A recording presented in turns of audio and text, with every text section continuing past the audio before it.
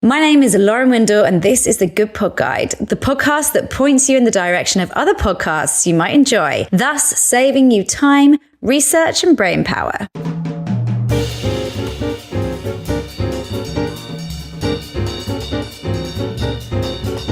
Another day, another ridiculous mug. And today's is King Curtis from Vintage Wife Swap with the slogan, "Bacon is good for me," which can't be said in a British accent because it's actually, "Bacon is good for me."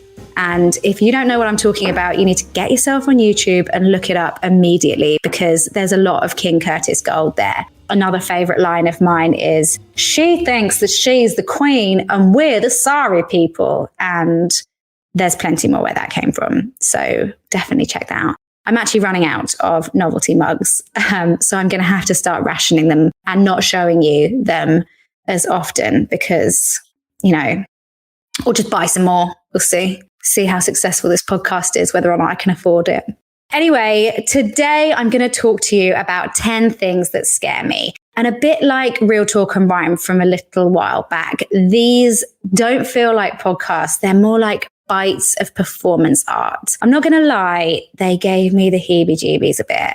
On each episode, a guest just sits there and explains what they're afraid of for about 5 minutes. There's no host. They just start talking. And it's set to this atmospheric music that's designed to create the feeling of you being in a room in your mind and help you move through these rooms as you listen. And it's so artsy. The show was initially devised a few years back by someone called Paula, I want to say Schutzman. Oh my gosh, that's terrible. I'm so sorry, Paula. She's a vice president of a public radio station in New York, and she was on holiday with her family, and her daughter was scared of everything. And her husband suggested that they made a mini podcast with everything that scared them. And 6 months later, bam, there we had 10 things that scare me. The hook of the show is really in the guests, and I listened to one from Duff McKagan, the former bassist of Guns N' Roses, whose fears included ignorance and lobbyists. Also, Anthony Scaramucci, former White House director of comms, he shared about his fear of losing his ability to be useful to his family and to society, which is actually quite a sobering thought that I think plenty of us have.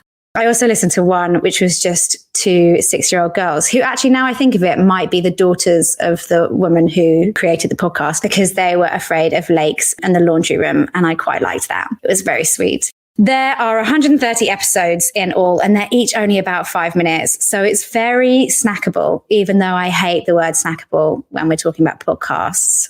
Also, the lack of introduction or of a host to kind of anchor the show means it feels quite ungrounded and unpredictable, and it's quite destabilizing. And if that's deliberate, I would say it's effective.